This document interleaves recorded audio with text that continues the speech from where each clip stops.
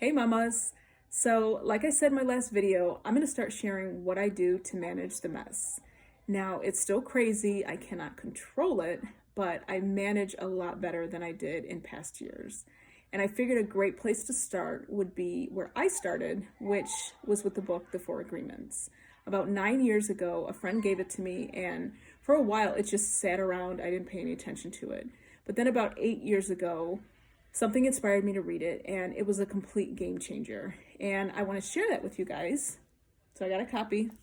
There we go. Got a copy, and I want to give it away. So at the end of this video, make sure you subscribe to my channel, like this post. For an extra entry, you can comment below, and I'm gonna draw a name at random on Sunday at 12 and give it away. Every year I try to buy it at my library. Does a book sale maybe 4 times a year where I grab it for like $1, and then I'll leave it at maybe Starbucks or maybe the grocery store. I might even leave it at the park if it's a nice day. It was such a pivotal and powerful book for me that I really like to share that and pay it forward. And today I want to share it with you. So just to tell you a little bit about the book, Four Agreements. So obviously there's four. The first one is be impeccable with your word.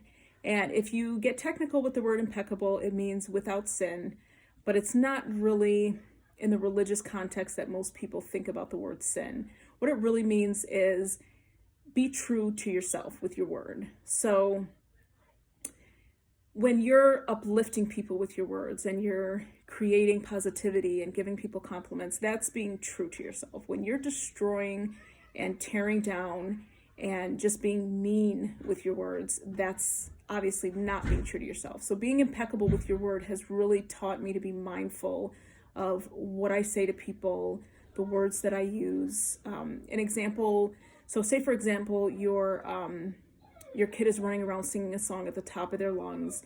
You've had a long day, you've got a headache, you're tired, and you just, out of frustration, you yell at them to be quiet.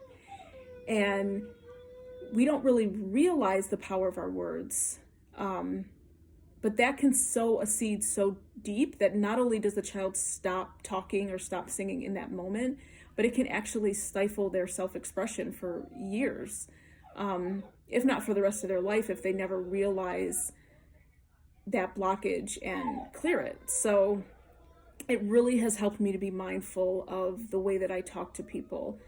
So that's the first one. The second one is don't take anything personal. And I really love this one because it helped me get just a sense of peace about my interactions with people. Now, mind you, all of these are a work in progress, so I'm not perfect at any of them at any given moment, but I'm a lot better at them 8 years later. So don't take anything personal means anything that anybody else says, does, their reactions, their actions, their choices, has nothing to do with you. So if somebody is yelling at you, if somebody is being disrespectful, if somebody is not valuing your time and they show up late or they blow you up, none of that has anything to do with you. That's all their baggage. And I think not internalizing what other people do has been huge for me, huge, because that's all I used to do was wonder what I did to that person or what was my responsibility. But it's not your responsibility at all. That's their baggage, their stuff, has nothing to do with you. So that's another one that just really, again, was a game changer. I feel like each and every one of these agreements is a game changer. But that leaves us to the third agreement, which is don't make assumptions. And I love this one because it kind of speaks to me and my personal struggles with imagination. And basically the way I like to think about it is don't let your imagination make an ass out of you, which everybody can relate to that, right? Our imaginations just go wild. Somebody doesn't return a phone call.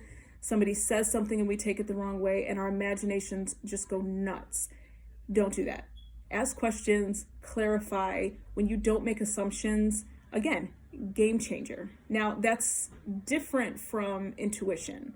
So if your intuition is kind of giving you a nudge or telling you something, that's different than your imagination going off the deep end off of like a tiny piece of information. So if you're tripping and feeling like, hold on 1 second, bud, and feeling like your boyfriend's cheating on you because the waitress winked at him, that's assumption. If you have a gut feeling based on whatever that is coming to you in more of a quiet, matter-of-fact voice, that's intuition. So there's two different things. I'm not telling you to ignore intuition, but assumption is much more dramatic, much more emotional, chaotic. It sounds a lot different than just that quiet voice of intuition. So that's number 3. The third one is always do your best. And this one really helped me to be kind to myself, because we're so hard on ourselves and we feel like that makes us more productive. If I'm down on myself and I tell myself, oh, I didn't do enough, or this wasn't good enough, that somehow we're going to turn around and do a better job, but that's not how it works. If you ask anybody that has worked for a boss that actually supports them, they're so much more productive than the bosses that ride you and make you feel like crap every day. So being kinder to myself and learning how to put the day down at the end of the day and just say, I did my best. That's it. Some days my best might be super, super productive. There's days where I get pretty much my whole to-do list done. There's days where I don't get any of it done, but I don't beat myself up on those days because I did my best. And sometimes my best is just getting out of bed and making the kids breakfast and lunch and dinner. That's my best, and that's okay. And the next day is a clean slate. I always give myself that clean slate the next day. I don't beat myself up anymore. And that, again, complete game changer. All 4 of these agreements, when you start practicing them and living by them, really creates such a shift in the way you treat yourself, the way you treat other people. And it, for me, is really the foundation of self-care. So I feel like that was the perfect place for me to start sharing with you guys, because that's what I do. I'm a self-care advocate. I really believe in taking care of yourself, because when you do that, you show up for your kids in a better way. I already know that you're an amazing mom, but when you care about yourself and you care for yourself and take time for yourself, you show up that much better and you just become a more amazing version of the mom that you already want to be. So if you have not read this book, you really, really need to read it, whether or not you win it or not. I really hope you pick up a copy. If you've already read it, share with me below some of your experiences that you've gotten from it. I would love to hear them.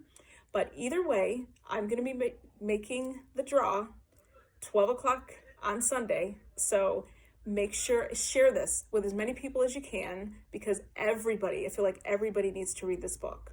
So until I make the draw, until next time, stay messiful.